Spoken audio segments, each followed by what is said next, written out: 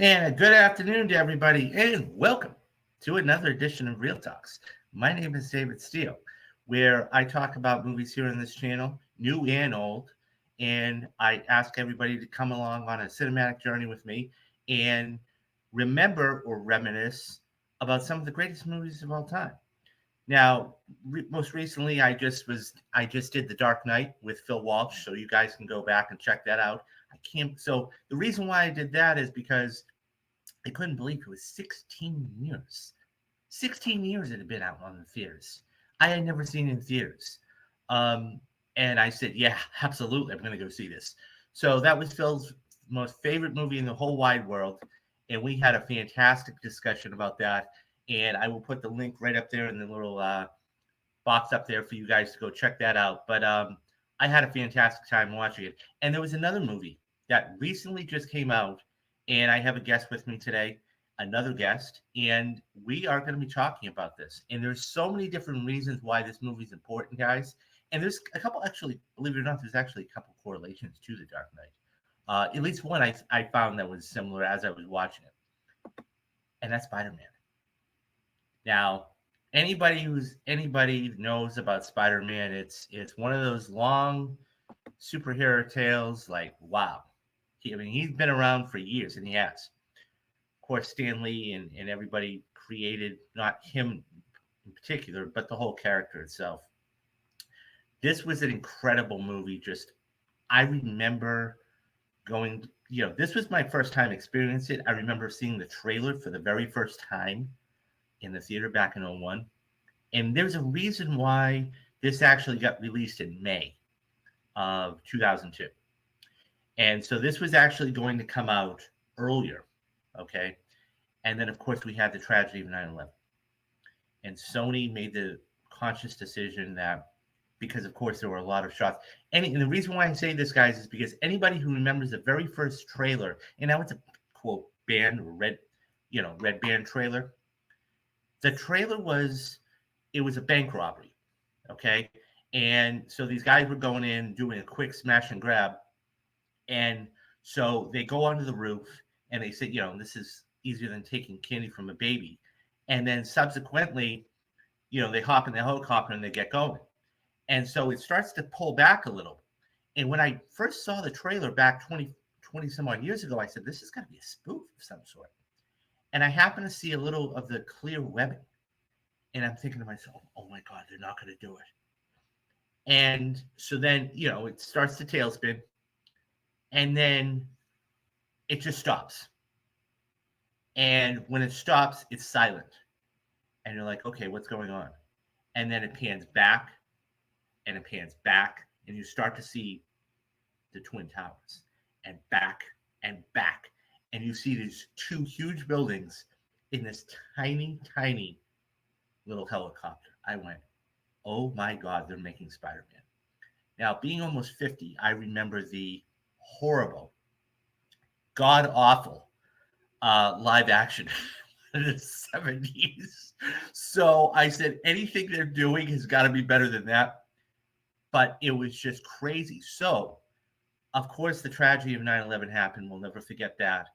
And what ended up happening was Sony made the deliberate and conscious decision that they didn't want to offend anybody, and they actually released it.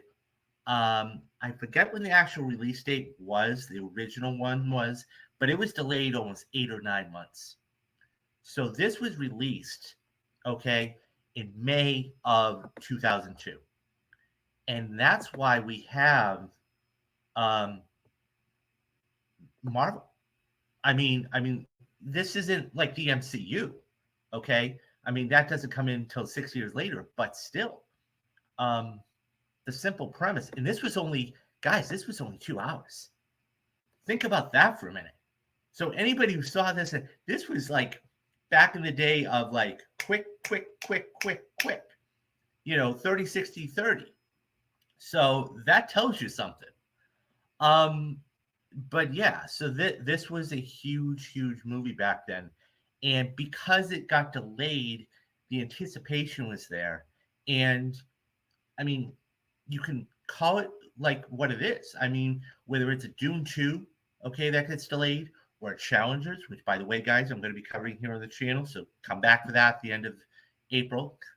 And I'm going to be doing a whole summer box office, kick off the summer preview show. So we got a ton of good stuff in that. But it's like a movie any movie that gets delayed, right?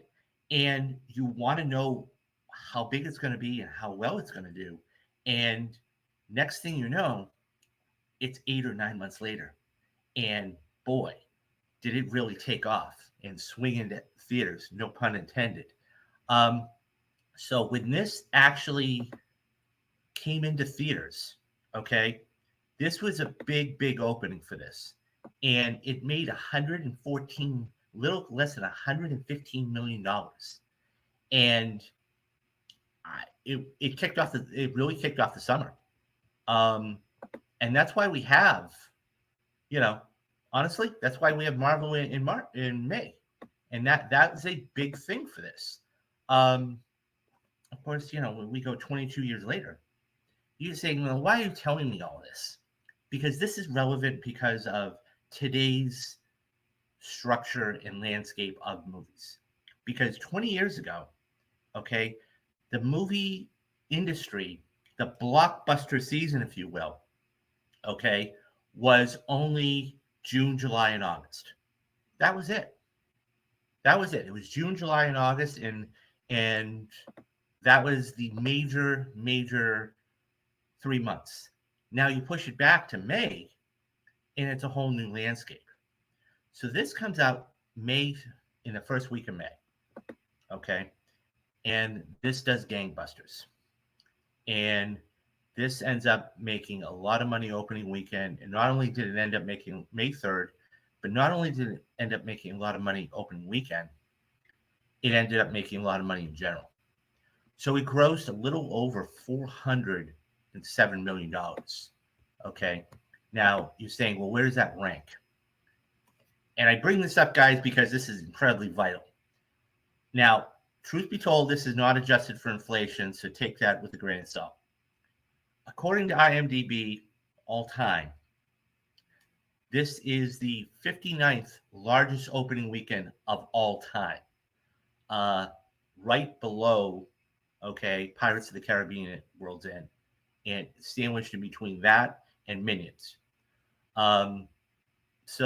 And where did it all time? So I said all time because it made a little less than 180. I'm sorry, can't talk for a minute. $826 million. Okay, now where does that rank? Because that's an impressive statistic. That's in the top 100, guys, of all time.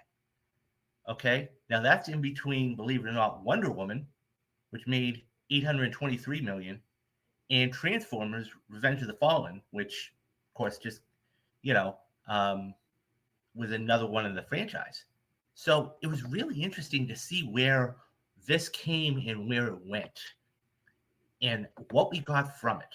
Now, all of that being said, now that you know the backstory about it, now we can get into the actual nitty-gritty of the film.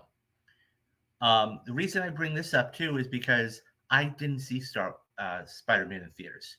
I saw the trailer. I never saw the actual picture itself. So last week, okay, and as everybody knows, and by the way, guys, this is the very first one of the Spidey streams. Okay, so every single week, okay, you guys are going to be getting, and what Sony is doing is they're re-releasing all of the Spider-Man movies. Okay, this last week was Spider-Man. This week is one of the arguably the best superhero movies of all time, some would say. And I would tend to agree. It's in that top echelon in Spider-Man 2. The next week is Spider-Man 3. And we're going all the way to June 6th with No Way Home. So this is the very first Spidey stream. And yeah, I'm really, to be all honest, I'm excited to see all of them. I've seen them before, but really the only one I remember is No Way Home, because of course it came out a couple years ago. So I wanted to bring in my guest, okay, Matthew Anderson, as he takes a drink of his soda. And but nonetheless, I because he actually went to go see it himself too. And I wanted to get somebody else's perspective because I can tell you my perspective. Okay. But it's one of those things where I want to get somebody else's perspective on this too, because I want to know what their experiences were. I want to, like, for example, Matt, do you remember when the I'm going to call it Red Band, but do you remember when that like Red Band trailer now came out of the Twin Towers all those years ago?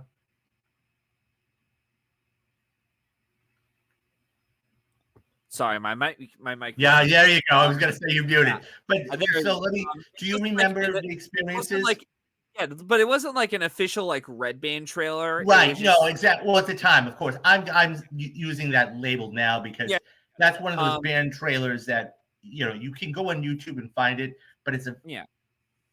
it's not one I of those things we remember fondly. Well, I was gonna say, I did remember seeing it somewhere, and I was reading on Wikipedia just now. Apparently, it was in front of like theatrical prints for films like Jurassic Park 3, and I'm like, I guess that's where I must have seen it because I definitely saw Mhm. Jurassic Park 3 in theaters. Um, but yeah, I remembered seeing the trailer, and yeah, obviously they had to take the posters down because of the event, as you said.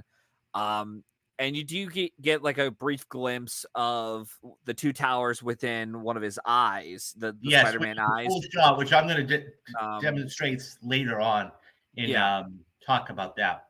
but yeah. So I didn't have I had family obligations on Monday, and plus I had forgotten the screening was on Monday anyway, so I couldn't go see it in theaters. And the closest one in town that would be able to play it on like a Wednesday or even like a Tuesday afternoon was like 2 hours away. And I'm like, screw that. So I stayed home. I literally threw it on last night because I'm like, I don't have to watch this again, but screw Oh it. no, that's So it. And that's the thing. Like everybody and guys, that's the thing. Like these Spidey streams and like the Dark Knight and whatever else, these are all spoilers. yeah. So I mean it's been 20 years. I mean, I was just talking about this in a space last night. Spoilers, and I'm gonna get into that whole facet of it in a couple minutes, but the simple fact is this has been around for 21, 22 years. If you haven't seen Spider-Man, you're fresh out of luck, guys. Okay. I was gonna say, Um, what the hell are you doing here in the chat? Go ahead and exactly. watch it. As I Yeah. said, in my other stream the other day with Phil, if you've been living under a rock for the last 16 years, okay, and haven't seen The Dark Knight, I don't know what to tell you. And it's the same thing with Spider-Man. I don't know what to tell you. But this is the age-old, um, a really good, solid. I remember seeing this, the other night. I just went, "Wow, this is as good. This is way better than I remember it." And like I tell people, and I say this all the time to people, films are for me, they're judged in two different ways. You have your here and now, what we're going to think of it, okay, and then 10, 15, 20 years from now, because it's one of those things where um, that's where you have to let it marinate, right? I mean, I'm really interested in seeing, like, like when our Oscar show we did a couple months ago. Mhm. How do you think Oppenheimer is going to be remembered? How do you think this is going to be? Like The Dark Knight, it's an impeccable movie. There isn't a piece of fat on that movie. Yeah. Okay, and Nolan did just a phenomenal job. Yeah. Oppenheimer is the same way. Spider Man, I gotta say, man, coming out of that theater, I was thrilled, and I can't wait for next Monday because it's one of those things where this is when we talk about movies and franchises. It doesn't matter if it's a Avengers: Infinity War to Endgame, or Harry Potter: Deathly Hallows Part One to Part Two, or Yeah. Hunger Games. You have to leave it in the right spot. If you don't leave it in the right spot, people get very disinterested very quickly. And I thought that last fight, of course, at the funeral, when Norman dies and everything else, and MJ expresses her feelings to Peter, and he's walking away, and the voiceover, and then Mhm. she just looks back because she gets it, Or does and I she? went, "Oh yes," Um, and Before yeah, we even get even deep into the movie, I'm not even sure if you brought this up as well. This movie came out at a time not just after 9/11, not just, this, oh, it's now it's like a big box office hit. We also have to keep in mind too that this came out just a couple of years after box office and critical flops of various superhero movies like Spawn, like Batman and Robin, like Steel. Uh and it took a lot of executives from other studios like Sony, like Warner Brothers, and some of these other places. Like, if you thought DC was in a rut, I mean, Marvel was as well. And Blade kind of got things a little bit back on track, not much, but a little bit. And then X-Men, the first X-Men film, did okay critically, but it did well enough financially at the box office. And this really got the ball rolling officially to say, okay, we don't have to make brooding comic book movies that unfortunately were started by Blade and X-Men, because, this was also around the time where it's like, as much as we were excited to see stuff like Spider-Man 1 and 2, we still got a lot of shitty comic book movies, like Hulk was another one, Daredevil, and some other ones that are just Elektra, like yeah. Elektra, yeah. And so it's like, not just from Marvel, but also DC as well with Catwoman and shit like that. But it really was like, it really did show proof this, like, again, it got the ball rolling on, making it, hey, we don't have to make it so dark and brooding. And if we actually get someone with a nice stylistic personality or persona like Sam Raimi, who did the Evil Dead movies, and Darkman, I think was another one he had done. Mhm. And then, yeah, this became like one of his most financially successful films he had made at the time. And for the record, if anyone hasn't seen any of his earlier work, I would highly check his stuff out. And weirdly enough, I made this comparison the other night. I'm not sure if you're going to get the same feeling of like, oh yeah, you're right.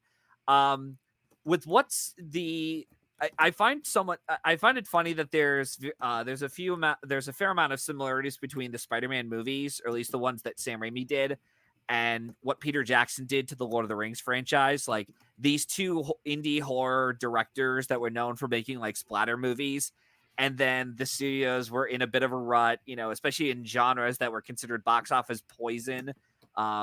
And then once they came on to do said IP, intellectual property, they said, all right, well, we're not going to make it just a standard, simple story. I mean, we'll still have enough there, at least with Spider-Man, but we're also going to I'm going to put my own, stamp as a director on these movies. So you could tell it's my movie. So like Peter Jackson, it feels very much like a Peter Jackson film. With the Lord of the Rings films and Spider-Man, it feels very much like a Sam Raimi film, because there's a lot of weird, unintentionally hilarious stuff that we'll get to in a minute.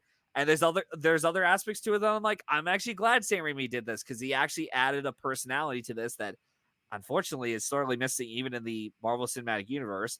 And speaking of spoilers, I guess we can officially say that this is the first, canon MCU movie in the franchise, now that it's tied in with No Way Home and all that, Yep.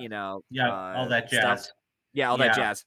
So, But yeah, so there was a lot of things going on with this movie in a lot of different ways. I mean, the whole landscape of superhero movies was different back then. The whole landscape of economy, as far as making these kind of movies, was different back then. And bringing in director, as you made mention of the Sam Raimi, it was just totally different than what we have today. And it's interesting when we look back in 20 years, how this was done. So, anyways, guys, um, let's get into the cast. So we basically have the cast, okay, to a certain extent. But I want to run through. So here are a couple of the. Now, back then, you got to remember, guys, they really didn't do red carpets back then. So, I mean, this is of course our lead, Tobey Maguire. Let me ask you this. I mean, looking back on it now, do you think he was too old for the role?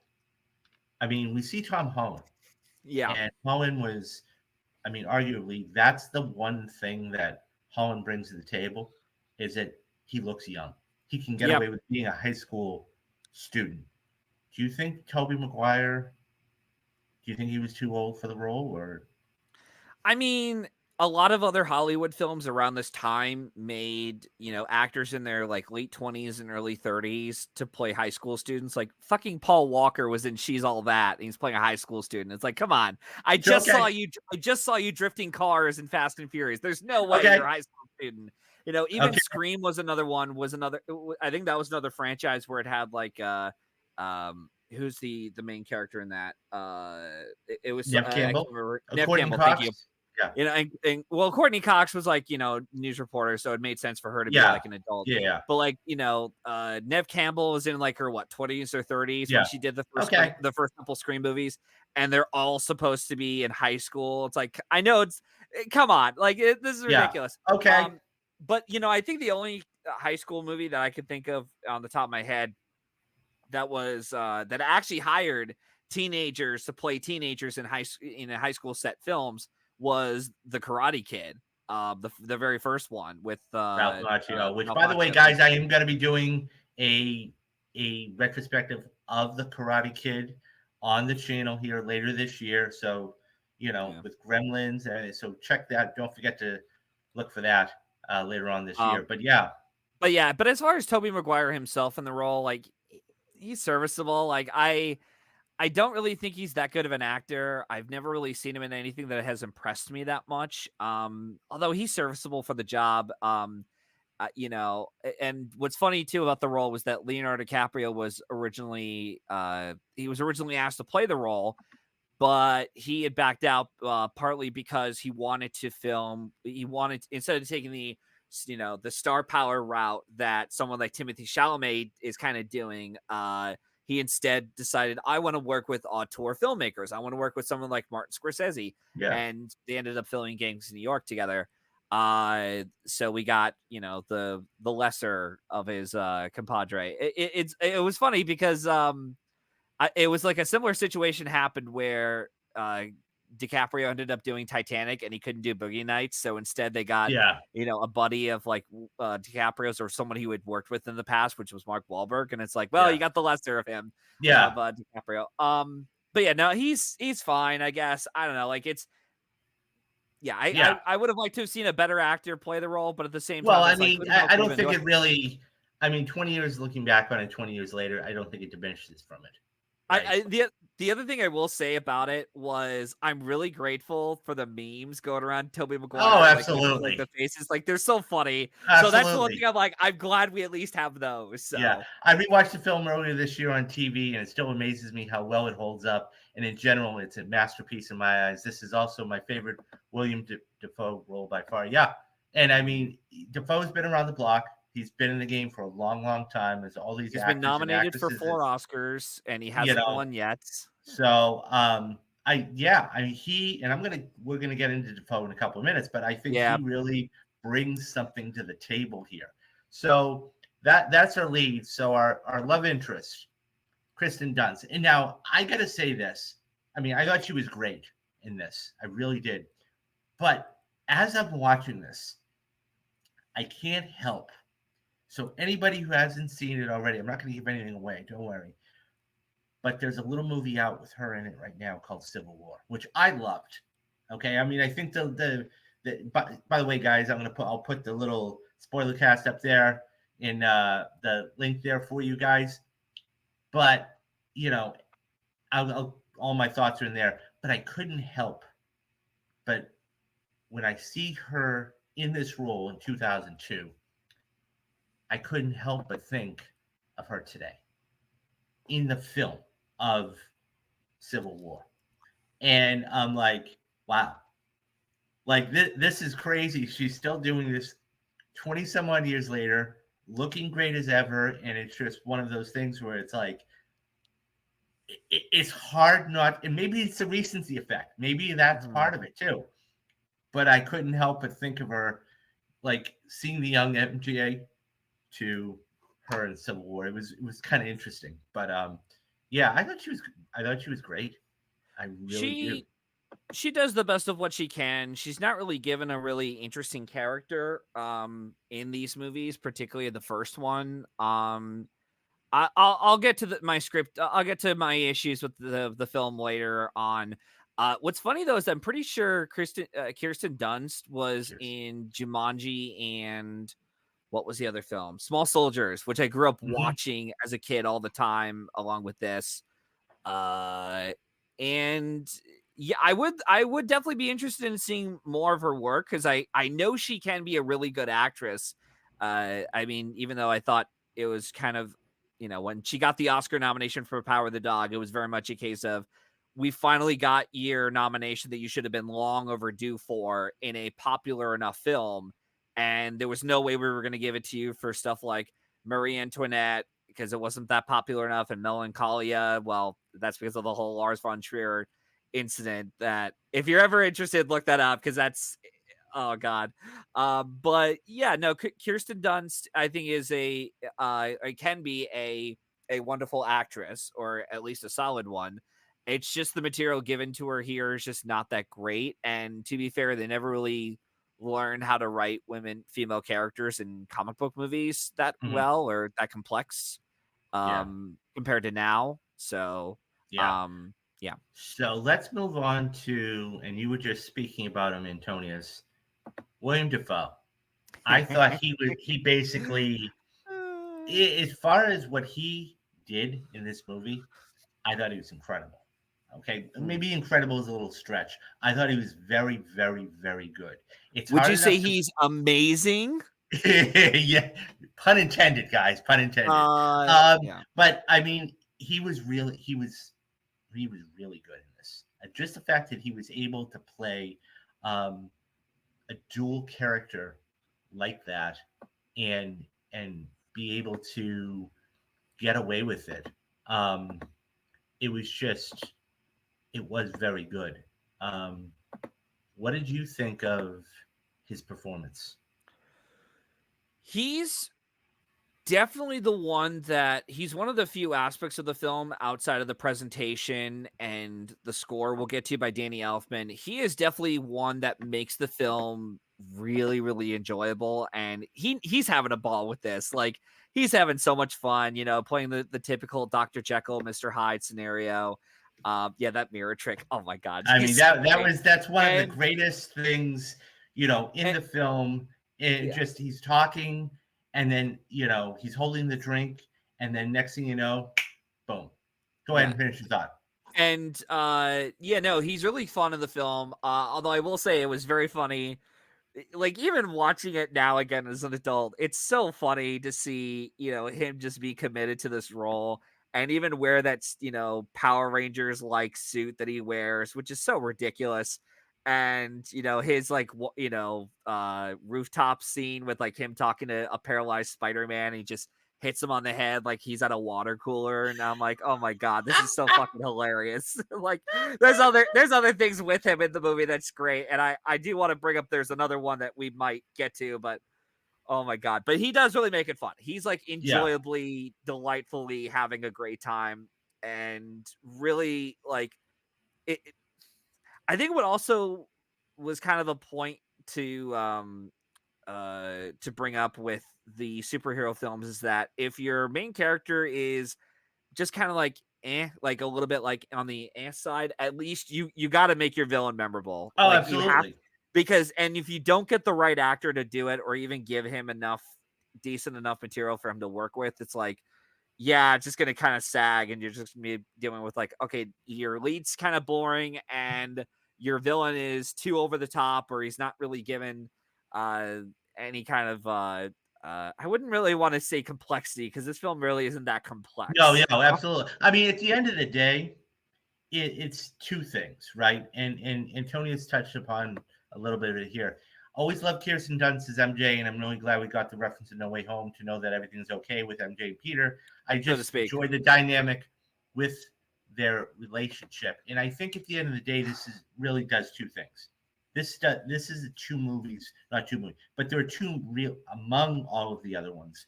There are two major themes in this movie. Okay, the first is it's a coming of age story. Okay. So you know, we have two friends. Okay. One is really wealthy. Okay. And is higher upper class and everything else. Okay. And, you know, it's kind of like a love triangle. I mean, this is what I was going to bring up with the Dark Knight. One reason why that was so good, when you're able to put in a love triangle and it works. And this one, believe it or not, guys, this worked because you had the upper, you know, I think it did. I really do, Matthew. Believe it or not, this is because here's the thing. Okay, you have the upper class, higher, guy in James Franco, who is going. They're both going after the same girl, and Mary Jane. Okay, one is upper class. Okay, and the other one is struggling just to get by. Okay, I mean, we see him, trying to catch the bus. We see him, having being bullied in being bullied. We see all these things, and the thing is, they're I won't say fighting, but they're both swooning over the affection of this one girl. And it's interesting that you have this, you know, competitiveness, for lack of a better word. And so when Harry does go out with MJ, he's a little bit disappointed, okay? Yeah. But he sees that MJ is starting to liken to the fact Peter is always reassuring to her. He's always positive. I mean, these are things that Harry just isn't. He's always, I won't say nasty, but he's verbally tough on her. And then you Yeah. have, of course, Norman, who's talking about, we have the whole Thanksgiving scene, you know, and how he basically what he does and what he says. And so, even when she gets up, she says, "Well, you can't even defend me." But Yeah. Peter would be right there and be like, "What are you doing? Why are you talking to her like this?" So there's two different dichotomies there. Yeah. Um, that worked. That really worked for me, but it was really a love triangle. And then on top of all of that, okay, you have one that is living with his father in an upper class mansion type of thing, and the other one is living with his aunt and uncle. So you Yeah. have that. There were a lot of good dichotomy things, polar opposites that really worked. One of the other things that worked, okay, is both of them lose a father figure in Harry Yeah. and Peter. So, you know, when Peter loses Ben, he's lost. Yeah. And that is, that even got applause from my theater, okay, Hmm. is when he, in the car, and I could tell you're just completely dismissing this, but it's one of those things where, you look back. I mean, that's when you think about Spider-Man, Hmm. okay? When you think about the character of Spider-Man and who he is and what he can accomplish, his uncle said it. With great power comes great responsibility. Yeah. And usually you have when it comes to a superhero, um, you have to have loss of some sort. You have to Yeah. have loss. And that's And and that was the thing with Peter.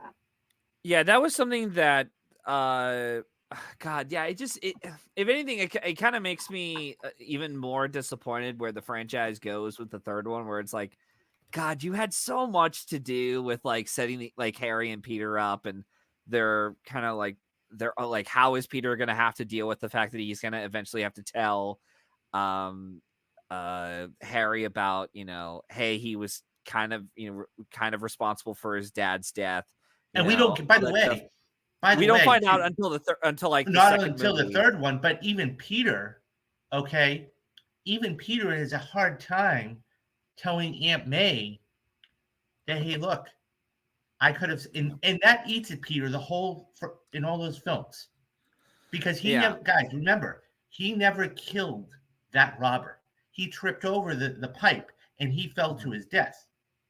But the fact that he had to keep it from May, okay, the closest person to him aided him for a long time. And that's why the scene in the second film, and we're going to see it if everybody goes, whether you've seen the film or not, is when there's a tipping point. And Yeah. he sits down with May and says, May, look, there's something I have to tell you. I did this. I could have. Like when I did this, I could have stopped Ben's killing,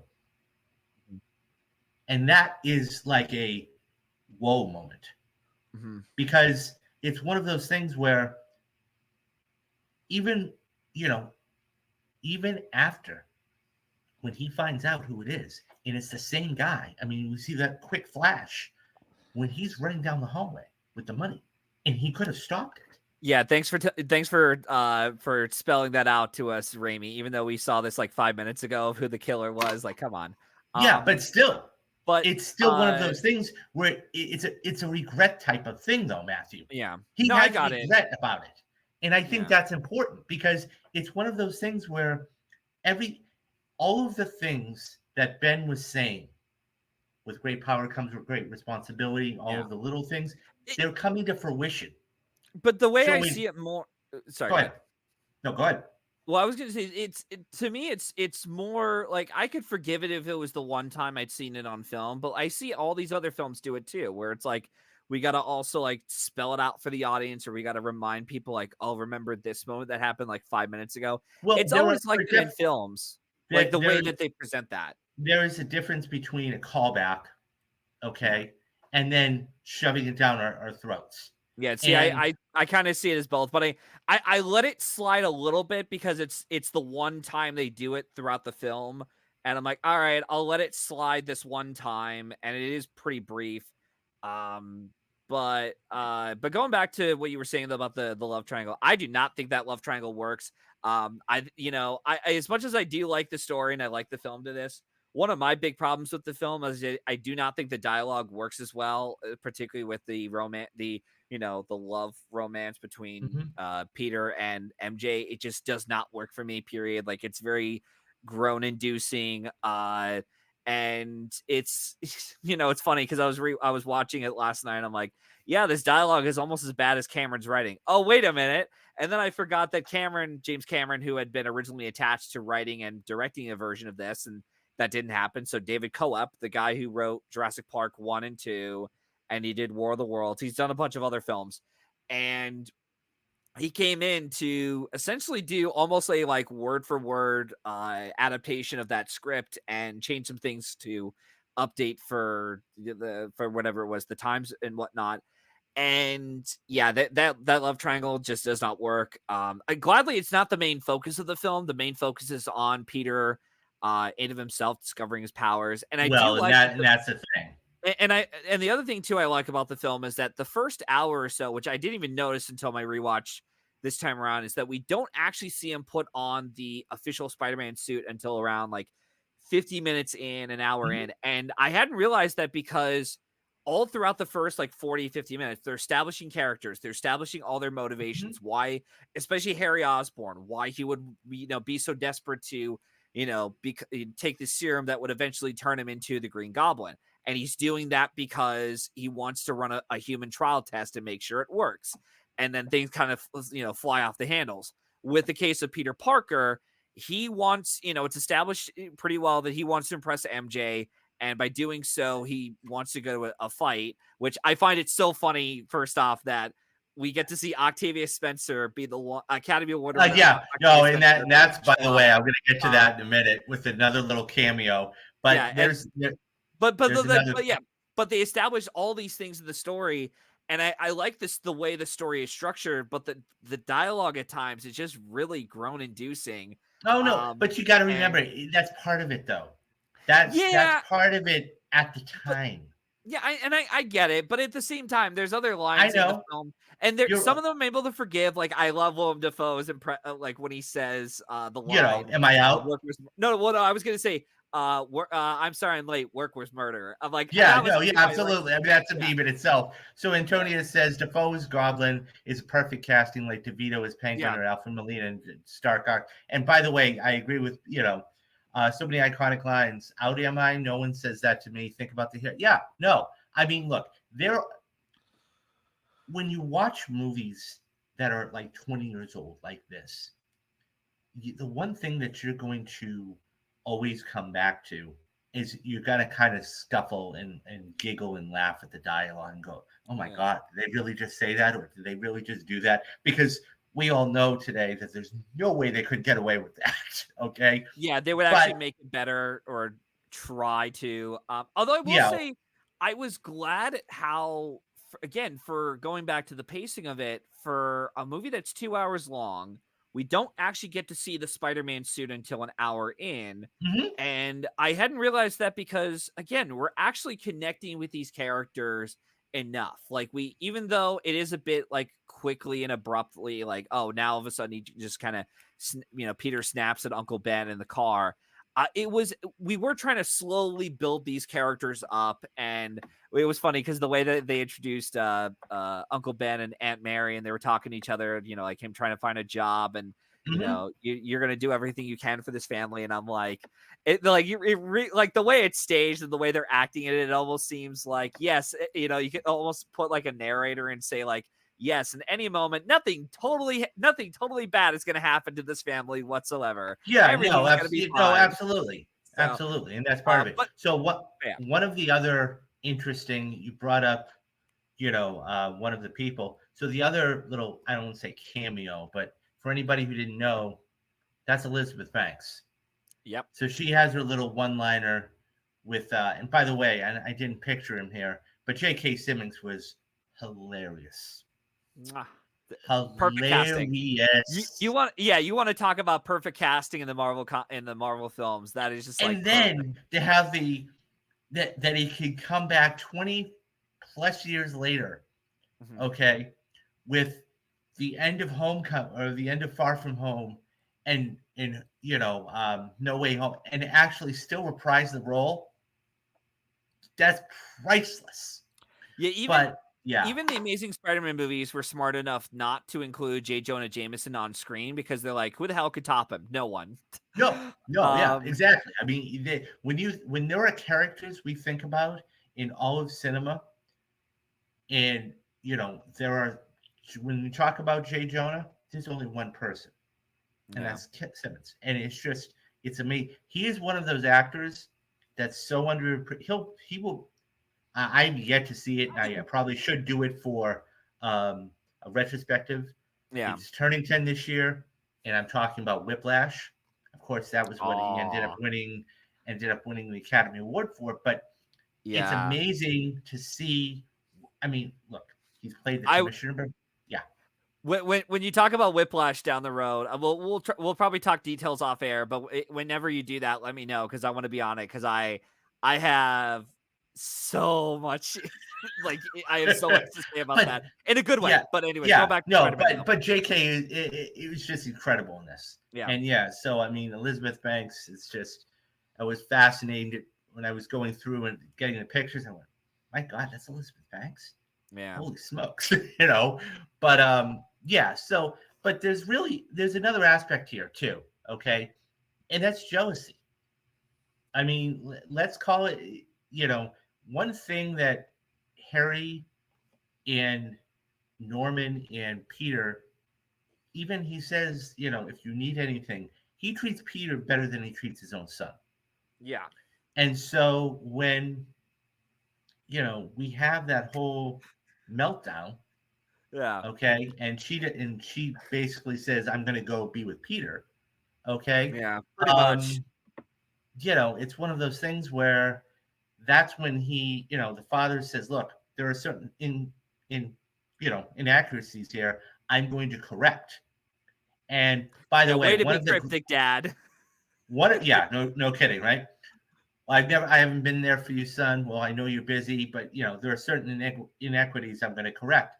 But one of the greatest scenes, and I forgot how good this was, is when Aunt May is praying and she's reciting the prayer, and the last scene that she's about to say it, and then the explosion comes in, and Goblin's standing there on the hovercraft, and it's deliver us from say it, I say the can't. line, I died of laughter watching. and There are tons of scenes throughout the films where I unintentionally laughed hard. This oh, was of one of them. course. I loved how ridiculous it was, And and it's it like, was just so, oh but that was like one of the things. It's like, okay, I see you, I see what you're doing. Okay. yeah, Um, yeah, it's just so many different things. And Can we talk so, about the Macy Gray parade? yeah, I mean, that was, We have to talk about it right now while we're talking about go unintentionally ahead. hilarious moments because so when I first saw the movie, so I saw the movie back in like 2002, 2003, whatever it was on VHS. I kept watching it over and over again. And then when I finally came time to rewatching this for the first time in years, all the way through in like during the pandemic, 2020, and it was like the first time I actually sat down and watched the whole thing. And I never realized how unintentionally hilarious the whole thing is, and the way that the over the top acting, the weird extras, the really the just the some of the bad acting and bad writing, and even some like the really bad action in the film. It really did remind me of like a drunken Power Rangers episode. Like with from the costumes, the shitty CG effects, the way that everything is framed, and it's like it's trying to take itself a bit seriously at that point. But I'm like, Jesus, man, there's so many things going on. Like the balloon falls down and the kid has that like weird reaction, like he's looking it up and squinting, and the mother's right there, and she's like, oh no, my kid. I'm like, you could just walk over the barrier and grab him. The balloon's falling down so slowly. And then Peter's on the side with the Spider-Man suit. He's like, come on, kid, move. And it's like, wait, you're gonna wait for him to move? Like, you're not gonna just immediately swing in and get him? And then the Green Goblin gets on the ground. He kicks Spider-Man over to a lighting pole. It Yeah, knocks itself down and it hits one of the pedestrians. It's like, well, that fucker's dead. And all this shit. And it's so funny to be like, I get it. Like this was this was a very challenging movie. It was very tough for them to make, and this was like technically the first film that brought superhero movies back. I get it, okay, but with the way everything is presented, it was almost like what, wait, what? yeah. And then No, I and like know, how but ridiculous it all is, and that's the thing, it's so though. funny. There are some things you just have to roll with it, and I You think that it doesn't matter how funny that is or how old it is. And yes, is it dated? Yeah, of course. I'm not going to lie about that. But at the same time, that's what makes it, you know, so good. But And it's just something I never noticed as a kid, oh, of and course not. it's also one of those things too where it's like, again, you ask me to roll with a scene like that, I'd be like, yeah, whatever, move it. Like, no, hold on, whoa, wait, Yeah, we can't just go past this like sudden disaster. Like I need to analyze this, and I need to look yeah. over I mean, what the hell I is mean going on here. that's what that you got to understand something. The idea of a hero Yeah, changes. And sure. yes, are some of them corny? Yeah, absolutely. I'm not going to lie to you about that. But Yeah, at the same time, it's the simple premise of, yeah, he may have been able to go over and save the kid in a snap, but it's yeah. still one of those things of, is he going to do it? Right? I know, And I know. It's to create tension building, but at the same time, it's just the way they presented I it is know. what I thought Oh, was I so know funny. that. So So sometimes, I hate to say this, sometimes it's forced. yeah, Okay, sometimes it's forced. Sometimes you have to give it a little tug to make it, roll down the hill. yeah. But that all being said, there were a couple of really cool. When we talk about this film today, we do talk about a couple of major things. One of the cool shots that I saw and I had forgotten about was the bomb. Yeah, that was kind of I cool. see that was a very cool kind of, especially for the time, seeing that, and that was, I think during the third act, but it was really cool to see how they were able to, the reflection of it, and you talked about it briefly about having, you know, one of the other ones too, and I'll bring this up. I think the most iconic shot of this movie, even 20 years later, is still the kiss.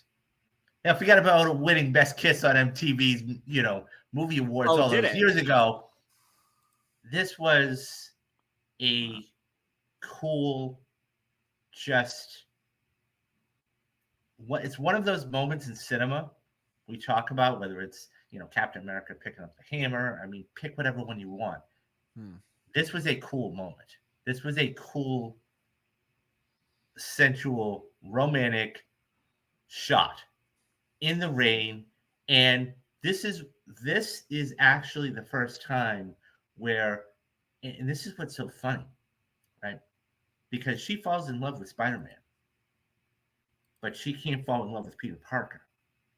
And Yeah. it's one of those things too where, look, it's like that scene of Batman when Bruce wants to tell Vicky, and then the door knocks, and he's like, and that's the thing. Like, he wants to tell her, Mhm. listen, I'm Spider Man. I'm the person behind that mask. I'm the one you kissed, but he can't do it. Yeah. And so you have to juggle both personas of being able to see this, and you have a crush, but also this is the same girl that, is who's your next door neighbor and everything else. And you can't tell her. Yeah. Um, but I always found that interesting. Like, you have somebody in Harry who, I mean, well, they were both going after the girl, but it's just you have somebody in Peter Parker who can talk to her and relate to her all the time and be comforting and everything else, but yet he can't do it as Spider-Man. Yeah, I mean it did start the ball rolling on that aspect of it. Of like, the secret identity thing, and we've seen it in plenty of other even knockoff superhero films where it's like I can't reveal the identity of my superhero persona to my loved ones. What's funny though is in an Amazing Spider-Man, if you remember, they reveal that actually in movie 1 Mm-hmm. with Gwen Stacy played by Emma Stone. Um, and that was something I did appreciate with that film. And again, at the time, this was, again, they couldn't really take a whole lot of risks with this. They were just very much like, we have to do, we're sort of we're finding our footing as to like what works and what doesn't in terms of the over the top goofiness and what works with the more serious stuff going on with the film. So they couldn't take a whole lot of risks and have like right off the bat say like, oh yeah, she knows the identity of Spider-Man. It's almost like we got to play, like anything, like you're trying to warm up the audience, and then when you get to your second movie or whatever second wave of films, it's like, all right, now we could start challenging the audience with things.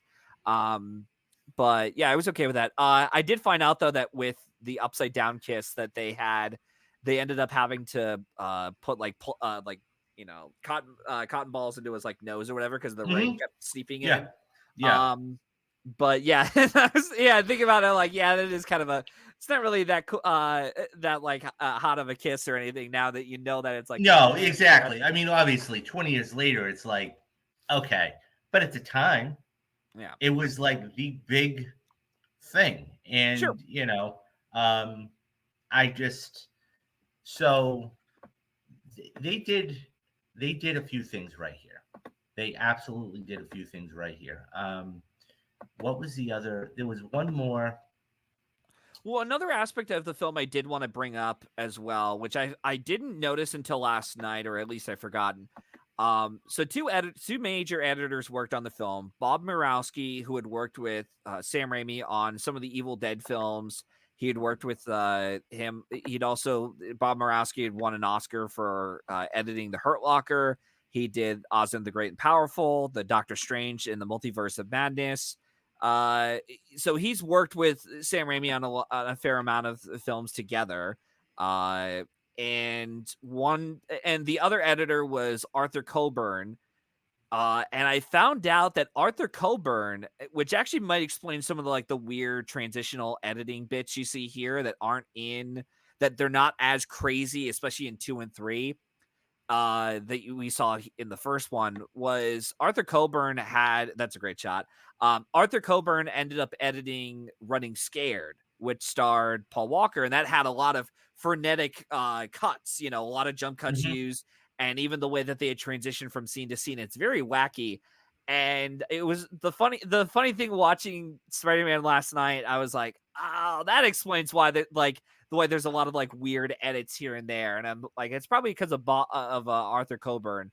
And that is a great shot, by the way, with No, the no, Spider-Man with absolutely. the This is one two of the great visions. shots that, this is another, just like the upside down kiss, just like the Yeah. other shot of the goblin bomb going off. This is another really cool shot of we see It's MJ starting to fall and yeah, Peter's having to, because he's side between going, with the two. yeah, I mean, what does he do? Like, does he go over to MJ or, do we have this is this is him making a choice, Yeah. right? I mean, we even see a cornier version in Batman and Robin, with the Riddler and Batman with the Cole Kidman and Robin. But like, this is a really cool shot, and the simple fact that he is Spider-Man now, Mhm. and we have to see him. It's one of those age-old questions: do you save the one, or do you save the many? The needs of And the many outweigh the needs of the what needs few. Yeah. exactly? Thank you, exactly. Um, And yeah. so he has to make a choice. So. And shots like that, I mean, there's other shots throughout the film. This one, the eyeball with the bomb going off, Mhm. and even with the when Spider-Man goes up the wall for the first time, or Peter does, and the camera sort of does this whole like panning around him. Mhm. It's shots like that that really make this superhero story, a very simple superhero story, stand out compared to its other, competitors at the time. Because again, we got a lot of really generic superhero comic book films that came out, that, especially in the MCU, where they had no personality to their directing. And by having Sam Raimi direct this, it's like, man, there's so much personality in this movie. And that's why I was willing to forgive. I know a lot of people hate Doctor Strange too, but part of the reason why I was willing to forgive that, at least a fair amount of it, was it had the Sam Raimi personality, because there was a style of directing involved, that I saw in his other films, and there was something there that I'm like, all right, at least there's a personality to this film. The I could musical say the same note thing about scene, Spider-Man 3, where it's like yeah. it's not a good movie, but there is some personality to this, which makes it all the more frustrating when it's like it's doing other things wrong. But we'll get to you'll get to Yeah, that but I down the mean road. that, like, even for Doctor, that second Doctor, the musical note scenes, I love that scene. Yeah, I it's a thought good that scene. was fantastic. I thought it was creative. I thought And, it was well done. yeah, and something But that like your average director probably wouldn't even think of, yeah. until after the movie's released. Like, oh yeah, I could have done that. So Antonia says that awesome shot was kind of recreated for the mysterious nightmare Yeah, sequence in Far From Home too. yeah, I mean, once done, often replicated, never duplicated.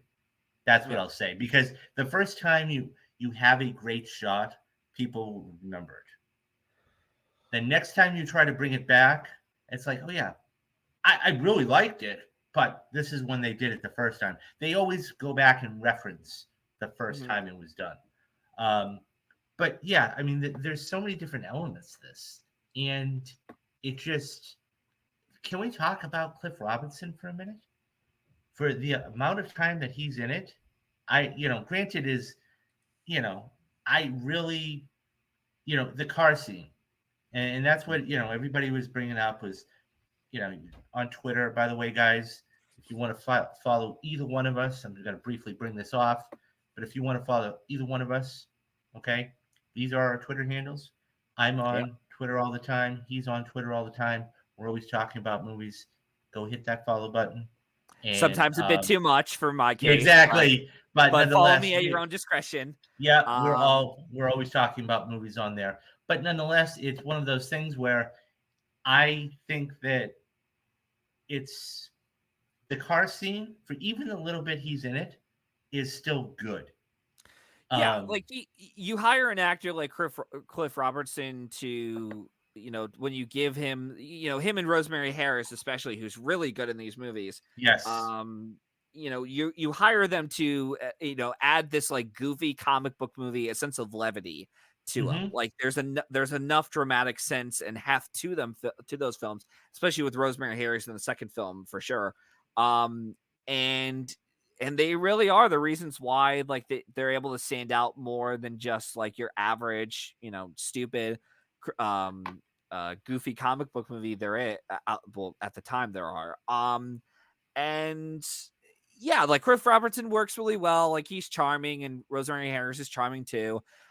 You do, I will admit though, as much as I do kind of dunk on him a little bit for well, for especially his like Oscar winning, performance and how he managed to win that Oscar. It's like, yeah, I still dunk on the Academy for choosing him and not Peter O'Toole that year. I will say it was.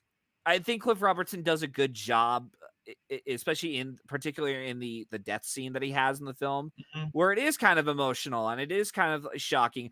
And I did, even though we all know who it is, when the mhm. cops are trying to Right. back away the pedestrians, but I do like how that scene is framed, and they do like a bit of like a reveal until Peter says, "Oh my God, that's my uncle," and then it cuts Yeah. to like an overhead shot of his Yeah. uncle on the ground. And I like that, and again, Cliff Robertson and Rosemary Harris add a bit of dramatic weight to the film, and it doesn't seem like another goofy comic book movie you'd see.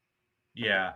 The Definitive Uncle Ben and a very beautiful, Yeah, heartwarming emotional performance. They really got Uncle Ben right in this film in the series.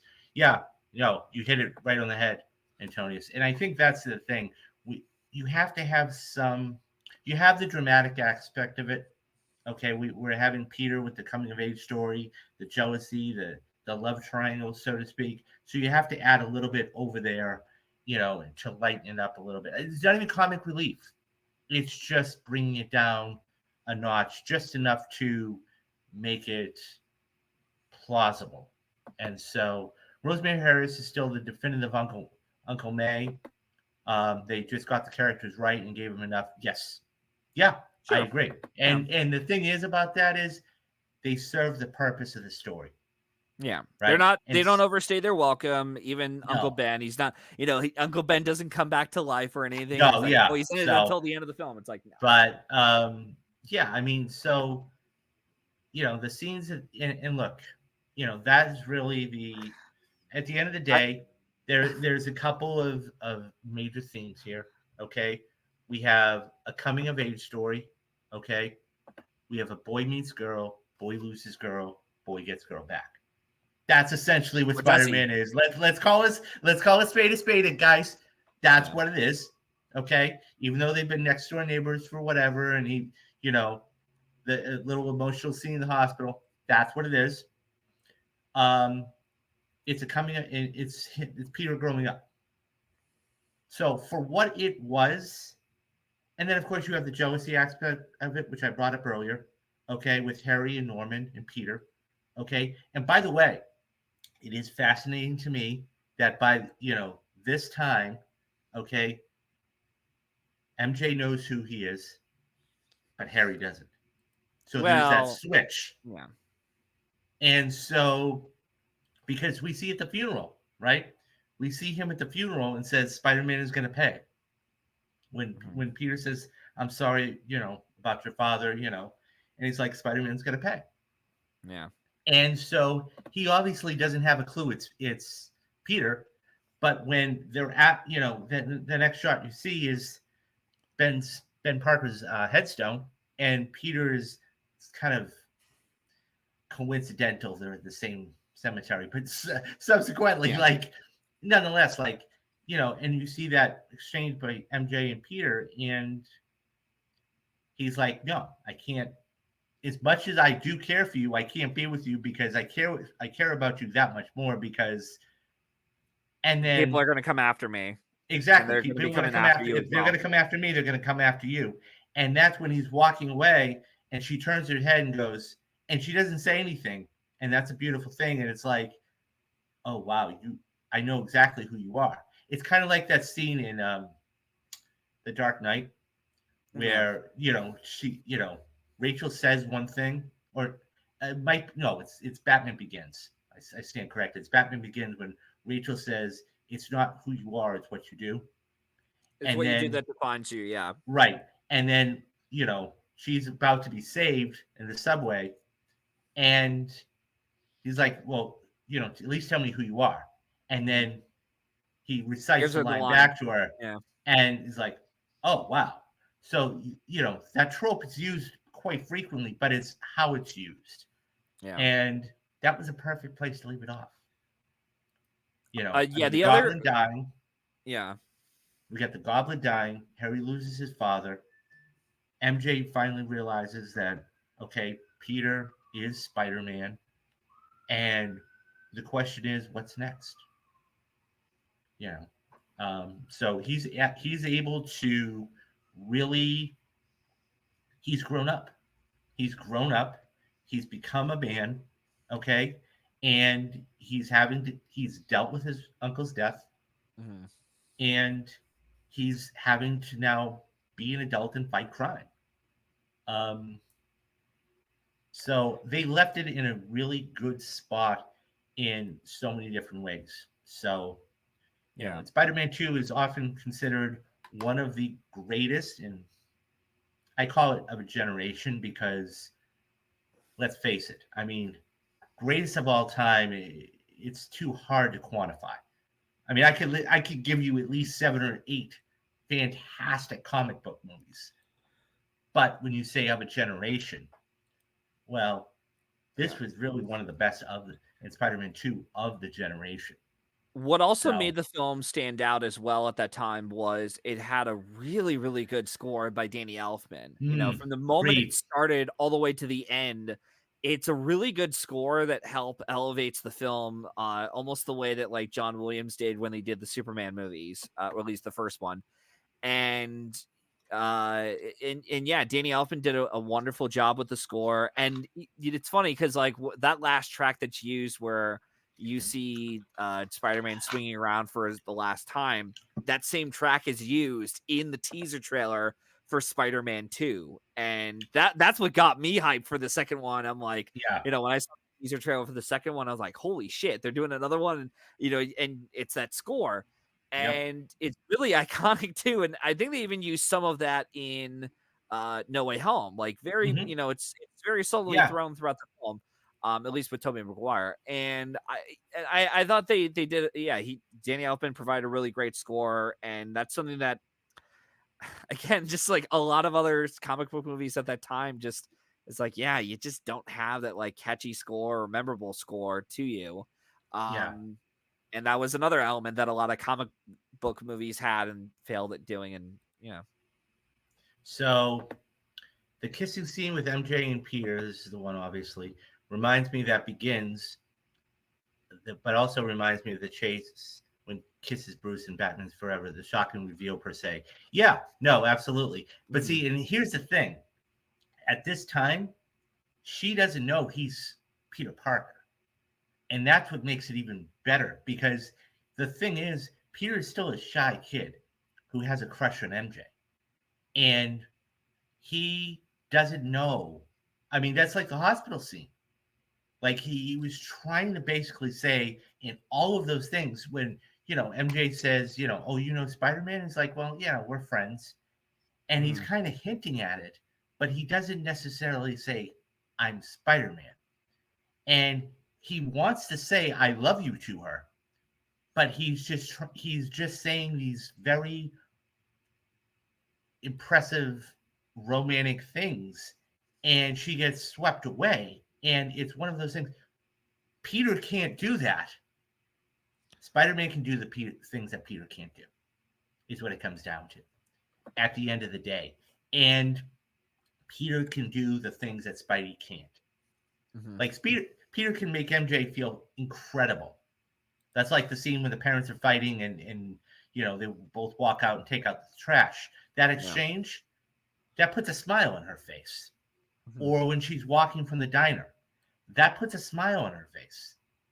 But he can't do that, okay? But Spider-Man can't do that. Spider-Man, she is in love with Spider-Man. So the fact that they're able to go and have two personas is still very impressive and very, and you don't see that with, I mean, that's the point, but you don't see that with Goblin. He's just a cold person that just gets deeper and deeper and deeper.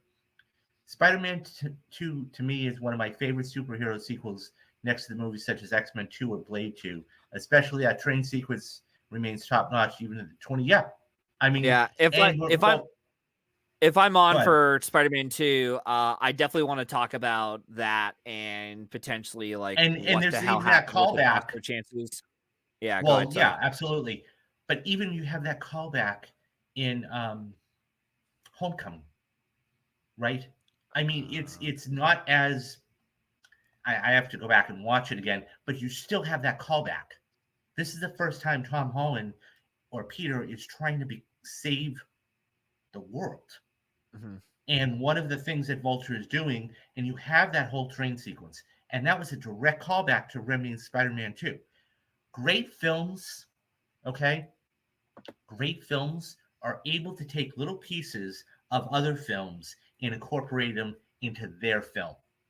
Whether it's the Danny Elfman theme in the teaser trailer for Spider-Man 2 or whatever it is. I mean, I go back to the Batman. Okay, the Batman was an incredible movie.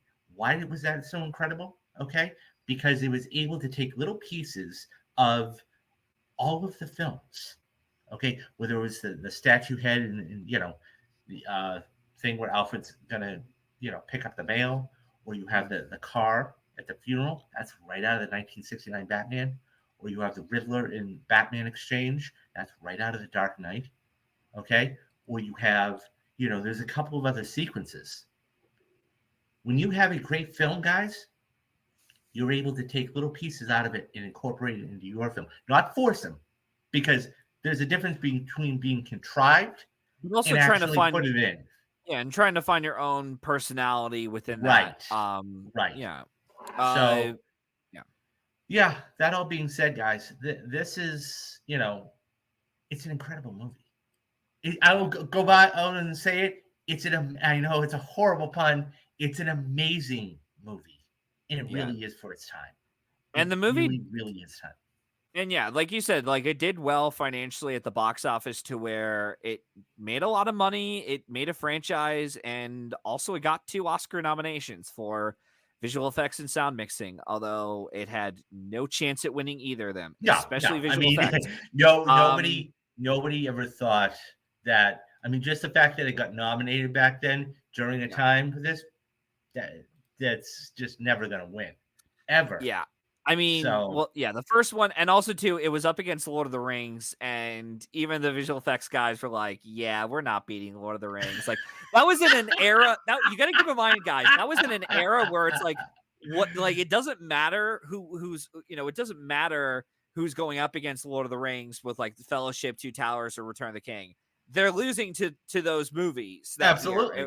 And they even made it a point. It was like I think it was John Dykstra, or one of the visual effects supervisors on Spider-Man 2, which, by the way, the same crew that worked on Spider-Man 1, at least the visual effects supervisors that were nominated for this one, finally won their Oscar for the second one. And when they did win their Oscar for the second one of them went on stage and said, as soon as they were announced as winners, and said, "Boy, am I so glad there wasn't another 4th chapter to the Lord of the Rings series." And the audience started laughing and like, yeah, well, that's why you lost. I mean, there are other reasons why this one lost.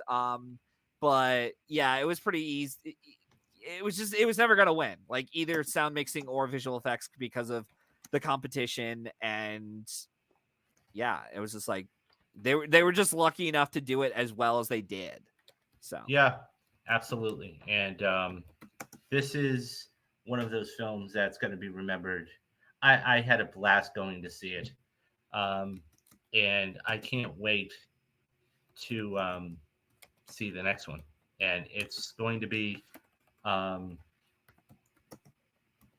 basically, it's going to, this only made, I say only made, but the re-release got made $680,000.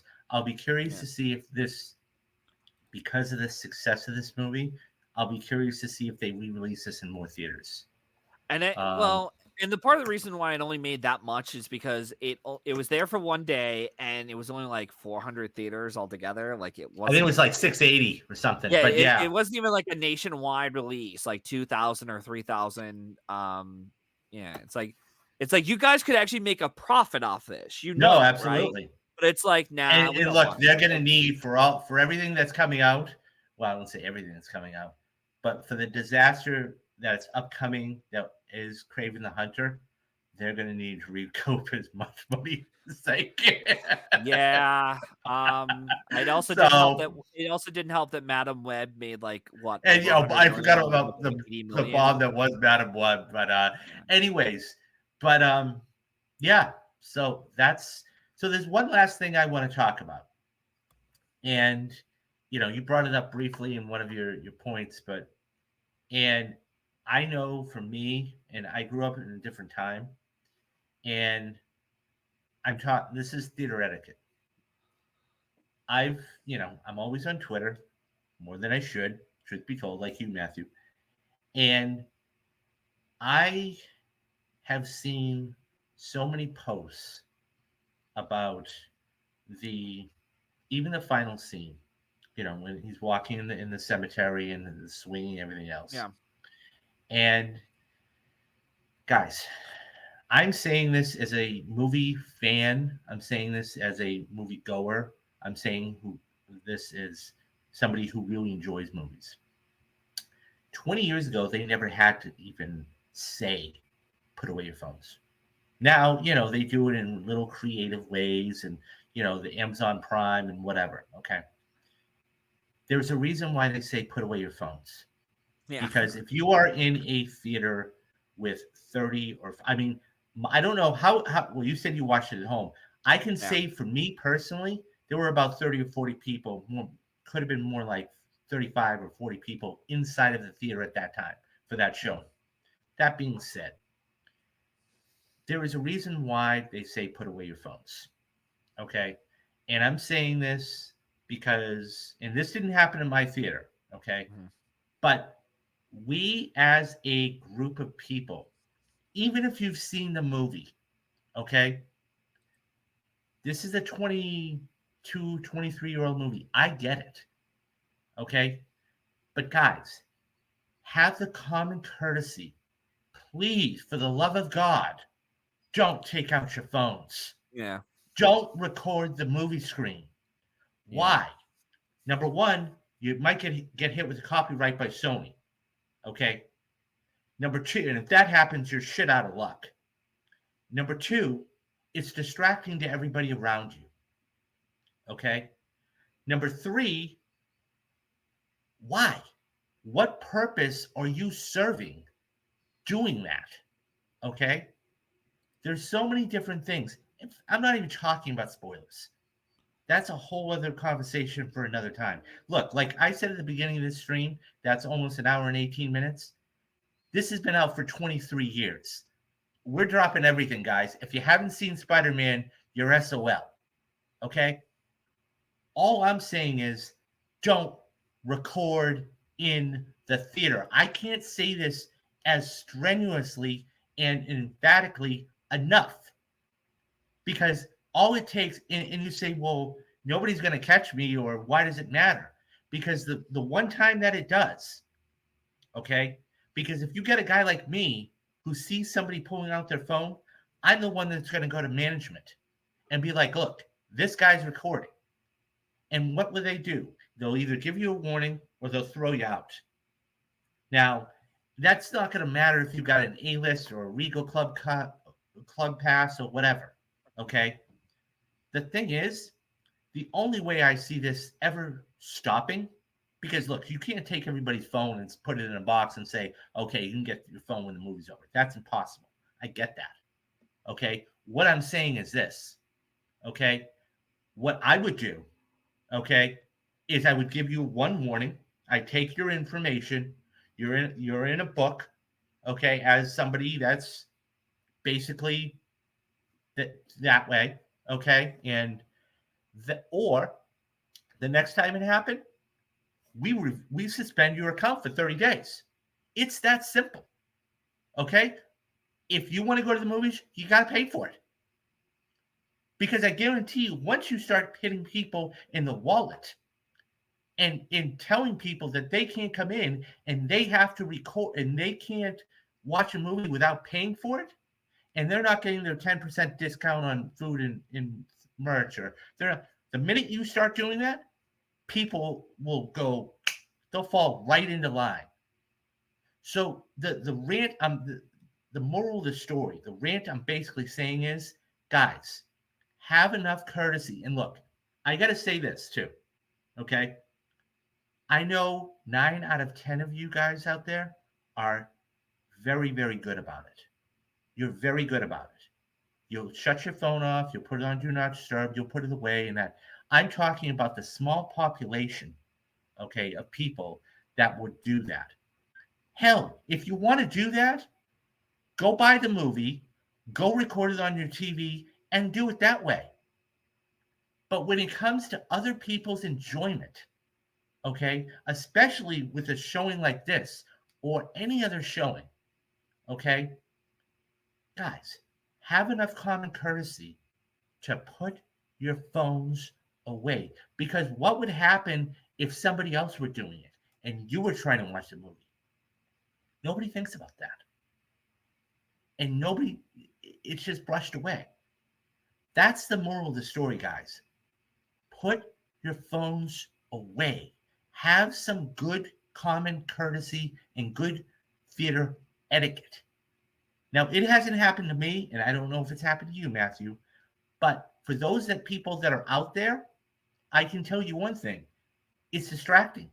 It's annoying, and people get pissed off about it. So, I'm ranty, guys, because this is something that, look, guys, 10, 15, 20 years, we never had to deal with. Never had to deal with.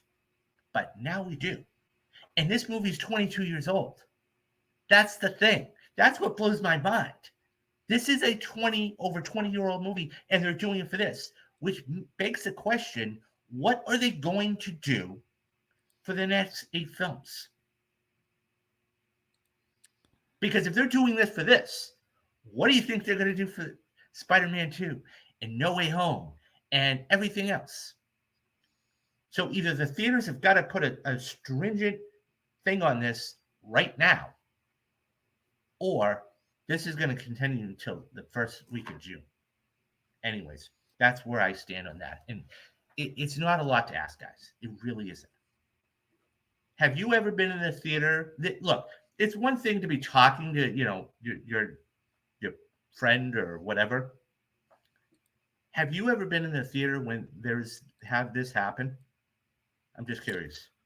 If I did, it was a while ago. Although, to be honest, the only time I have my phone out is during either I'm checking the time or I'm writing down like the previews, like right before the movie that's starts. fine. And then that's after fine. that, I just turn. But even then, I have it on like low light, and then I, shit like that. That's fine. So, I don't know. That's fine. It doesn't happen too often for me. No, I mean, look, that's fine. It's when the film starts. Because look, we all know, we all go to the movies. We get, that's one thing I think all moviegoers don't like is the fact that there's 25 minutes of previews. I understand it's marketing. I understand it's hype. I understand, but it's just like if that's a 6:30 show. Somewhere. If that's a 6:30 show and it starts at 6:30, I mean, you're talking that film's not start until almost 7:00. I always turn off my phone and never bring it with me to the theater. Personally, I hate it, and it certainly distracts you when there's ringing. Look, if somebody, I would find the person.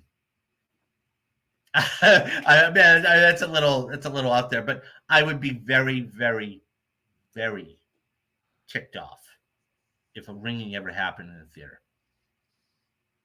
That would be because it throws you out of the whole, especially in like a dramatic scene. Anyways, that's my 2 cents on it, guys. It's common courtesy. So please, if you do turn off your fucking phones. Exactly. Turn off your phones, guys. It's not hard. And look, I get some people have emergencies, so put it on Do Not Disturb. Or put it on vibrate. But don't take it out in the middle of the theater. And you do it because you probably think you're going to get caught. It's the one time. Anyways, that's my rant for the day, guys. I'm sorry about it, but I've seen too many posts on Twitter about people, taking out their phone, especially like the last swing and walking it. It's just the simple principle. That's all. I Anyways, mean, there's other things I could rant about, but that would make this stream even longer. So, no, but it's just that's the thing that you know. If it was anything else, and it yeah. really depends on the movie, right? That's the other thing too. Anyways, guys, but that is going to conclude the Spider-Man stream. This is the very first of the Spidey streams that I said we were going to do. Next week, we've got Spider-Man 2, often considered one of the greatest, and I'm going to call it greatest of a generation, greatest Spider-Man movies of all time, just because of all of the different things that happened and the characters are coming back, and we've got new villains, and we've got possibles coming up. But yeah, I had a blast seeing this in the theater. Um, are you going to go see Spider-Man 2 in theaters? So I I know you make no said promises, but I'll try. Yeah, the moment I found out that they were playing this actually, when I had forgotten that they were going to play Spider-Man 1 in theaters, and I was like, oh crap, I forgot it was this Monday. It was this past Monday. And then I was looking at my schedule and I'm like, oh, we'll see. I make no promises, but I will try to watch it in a theater because it's been years since I saw that in the theater. So yeah. thank you very much. Thank you very much, Antonius. But yeah, so before we get going today, couple of quick things, house cleaning things. Number one, okay, as I said, this is the first of this many Spidey streams that I'm going to be doing. Whether Matthew's going to be joining me, we're going to possibly have other guests throughout the weeks. Um, this is the first, and this is going to go all the way to June 6th, guys. So it's going to be a new movie. So this week is Spider-Man 2. The next week is Spider-Man 3, all the way to No Way Home in the first week of June. So come back here. It may not, I said it was going to be on Tuesday. It will definitely be in the week. Okay. I've got to figure out that. So that's that. Number two, there's a ton of stuff coming up on the show, guys. Okay. First and foremost, okay, we've got challenges coming out at the end of the month. Okay. Then I want to do a preview, summer preview blockbuster, not as big as last year, but definitely a summer preview show. Okay, we've got challenges coming out at the end of the month. We've got Fall Guy the next week. We've got Kingdom of the Planet of the Apes the week after that. Okay, we've got a new Bad Boys movie, which I don't know if I'll cover or not. Of course, at the end of July, we've got, which I still think they need to change the name, Deadpool and Wolverine. I think is going to be the biggest movie this summer. And then we've got a ton of other stuff coming up. Not to mention, guys, I am in the process of doing retrospectives. Okay. I'm kind of putting them on the back burner a little bit, but I have everything because we got a ton of stuff, like I said. But once, we'll definitely fit those in between the slow weeks. That being said, Anatomy of a Movie. Okay. I just put up the new one last week. It was Anatomy of a Movie. It was the coffee shop scene out of Heat. Guys, if you haven't seen that video, go check that out. I'll leave a little link up there in the description box, right up there for you guys. It's incredible. I've got another couple of. So the next one I'm going to be working on is either The Godfather, the scene with Michael, and how the camera pushes in, or the third act of Return of the Jedi, the throne room scene. And that even dates back to Empire, and there's a bunch of other stuff. That's there. Okay. And then, we've got the retrospect. Perfect movies, guys. I just put up The Departed this month. Okay. Go check out the Perfect Movie series. There's a ton of great movies on there. I'll put that up there for you guys to check out. I mean, I'm talking The Dark Knight. I'm talking The Social Network. I'm talking about Heat. I'm talking about all these great movies that I think, and yes, film is subjective, critically acclaimed, partially, Silence of the Lambs, everything else. That's all in there for you. So there's a ton of stuff coming up on the channel. That being said, if nothing else, guys, okay, if nothing else, I would like you to at least hit that like and subscribe button, because what that does is a couple of things. Number one, it tells me that you enjoy the content, but number two, it spreads it to other people. Now, the last thing I am going to talk to everybody about is, and you'll like it because it's cheap, not to say that you should, although you should become a member, is memberships.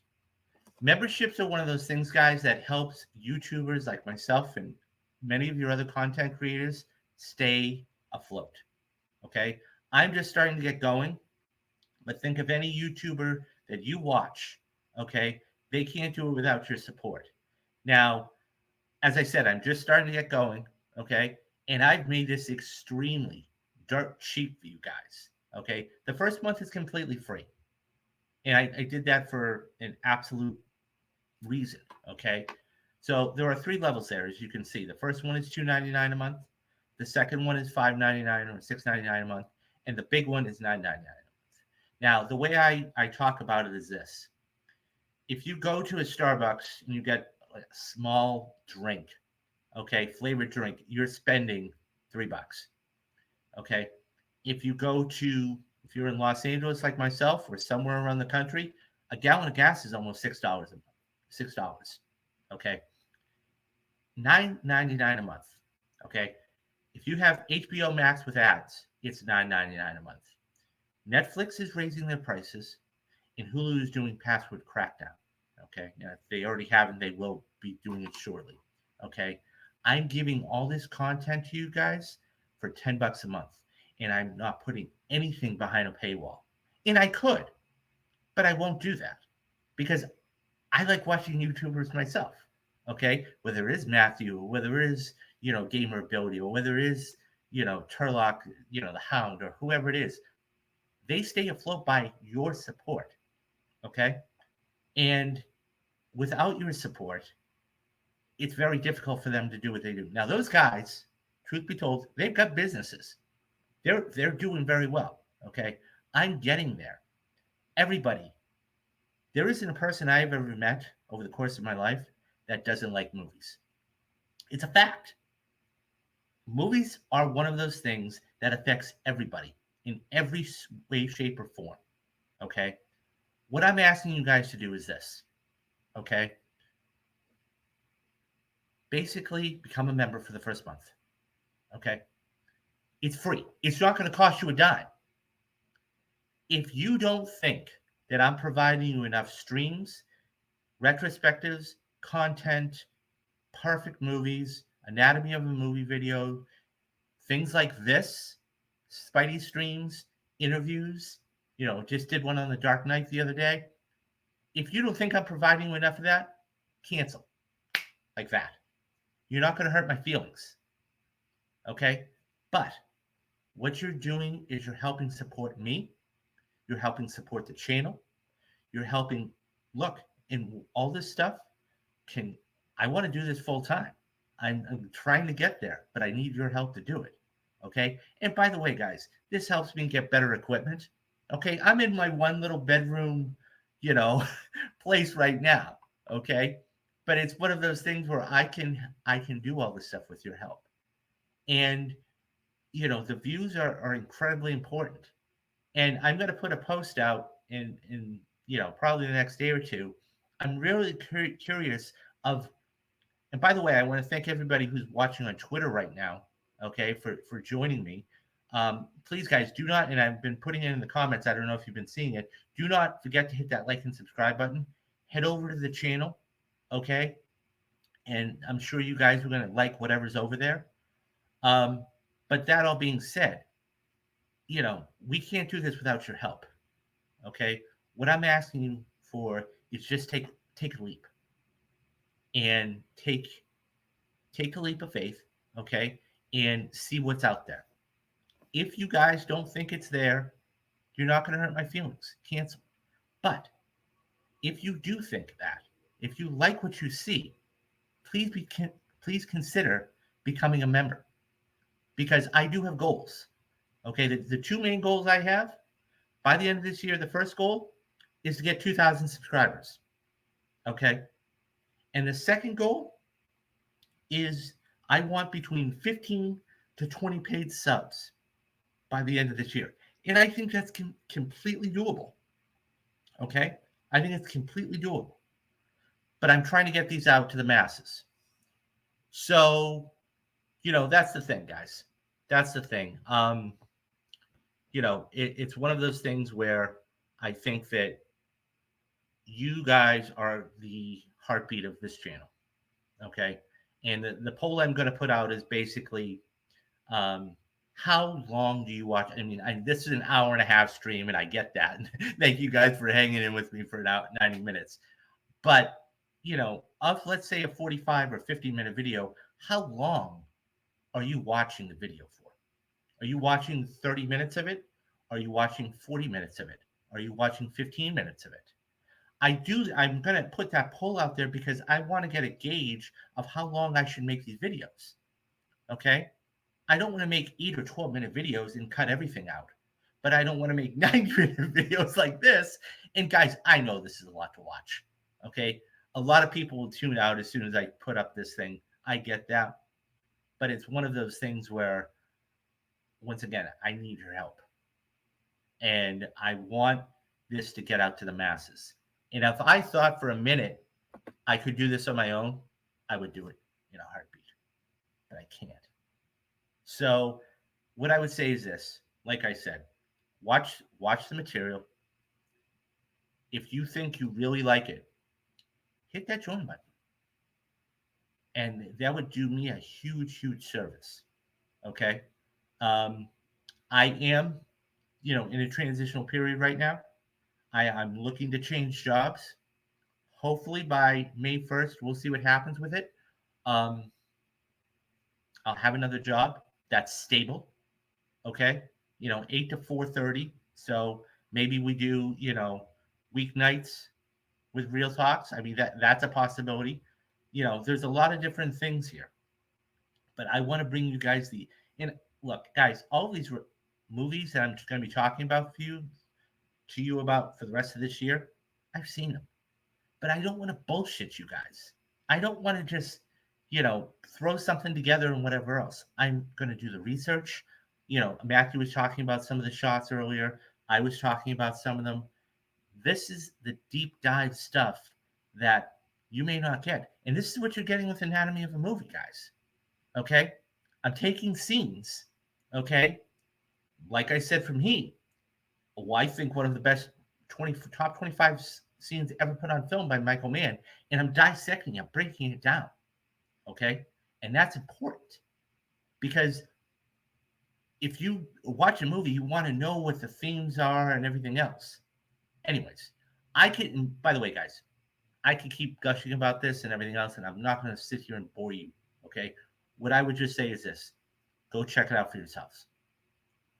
If you have any questions about it, okay, any questions of any of the material or anything, hit me up on Twitter.